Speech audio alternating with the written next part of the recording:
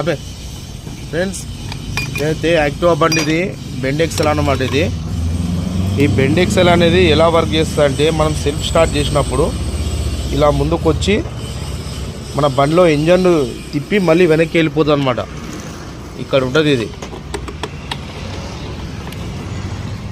ఇలా ముందుకు వచ్చి ఈ ఇంజన్ని దింపేసి మళ్ళీ రిటర్న్ వెళ్ళిపోతుంది అనమాట ఫ్రెండ్స్.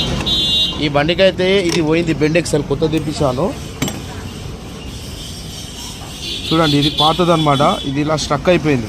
ఇలా ముందుకు వచ్చేసి మళ్ళీ వెనక్కి వెళ్ళట్లేదు అనమాట.